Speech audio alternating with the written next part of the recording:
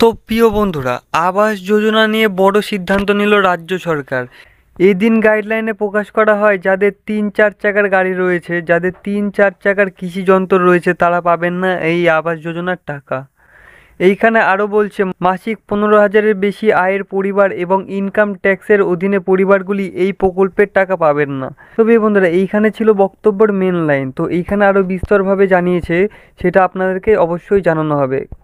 তো প্রিয় বন্ধুরা, এইখানে বলছে কলকাতা কেন্দ্র বরাদ্দ করেনি টাকা, তাই রাজ্য সরকার পূর্ব ঘোষণা মতে ডিসেম্বর থেকে আবাস যোজনার টাকা দেওয়া শুরু করবে।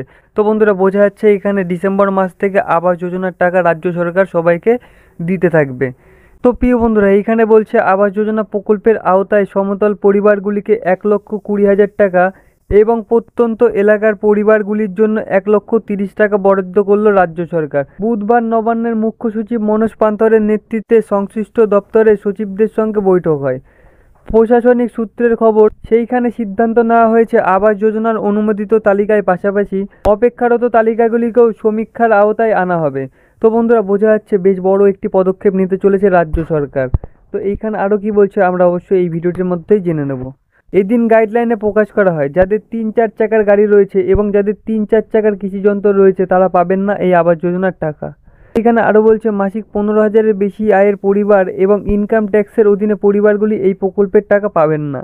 তো এখানে স্পষ্ট করে লিখে দিয়েছে কারা পাবেন এবং কারা পাবেন না।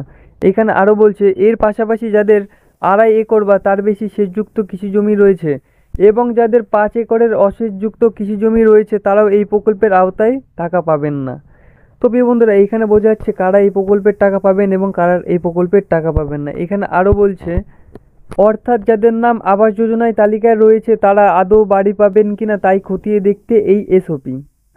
টাকা দেওয়া হবে ২ দফায়। প্রথম দফায় ৬০,০০০ টাকা দেওয়া হবে, বাকি দেওয়া হবে দ্বিতীয় দফায়। তো বন্ধুরা, বোঝা গেল এই ১,২০,০০০ টাকা আপনারা ২ দফায় পাবেন। প্রথমে ৬০,০০০ টাকা দেবেন, তারপরে বাকি দফায় আরও টাকা দিয়ে দেবে। তো বন্ধুরা, বোঝা যাচ্ছে এইখানে ভিডিওটির মাধ্যমে কারা টাকা পাবেন এবং কারা টাকা পাবেন না স্পষ্ট করে ওখানে লিখে দিয়েছে। তো প্রিয় বন্ধুরা, এইখানে আরও বলছে ২১শে অক্টোবর থেকে ৩০শে অক্টোবর পর্যন্ত বাড়ি বাড়ি সমীক্ষা করতে হবে। ১৪ই নভেম্বরের মধ্যে ক্রস চেকিংয়ের কাজ শেষ করতে হবে। ২১ থেকে ২৭ নভেম্বরের মধ্যে বিডিও ও এসডিও জেলা শাসকের অফিসের সামনে এবং ওয়েবসাইটে তালিকা দেওয়া হবে। কারো যদি কোনো অভিযোগ থাকে সেখানে তারা জানাতে পারবেন এবং ১৩ই ডিসেম্বরের মধ্যে জেলা স্তরের কমিটির তালিকায় অনুমোদন দেবে এবং সবশেষে ২০ ডিসেম্বর থেকে টাকা দেওয়া শুরু হবে বলে জানা যাচ্ছে। প্রিয় বন্ধুরা, এই ভিডিওটির মাধ্যমে আমরা জেনে নিলাম রাজ্য কী বড় পদক্ষেপ নিয়েছে এই বাংলার বাড়ি সম্বন্ধে। তো রাজ্যের বাড়ির টাকা কবে ঢুকতে চলেছে। তো এই ভিডিওটি যাদের ভালো লেগেছে তারা ভিডিওটিতে অবশ্যই একটি লাইক করে দেবেন এবং আমার চ্যানেল নতুন হলে চ্যানেলটি সাবস্ক্রাইব করে পাশে রাখা বেল আইকনটি প্রেস করে দেবেন পরবর্তী ভিডিও নোটিফিকেশন সবার আগে পাওয়ার জন্য।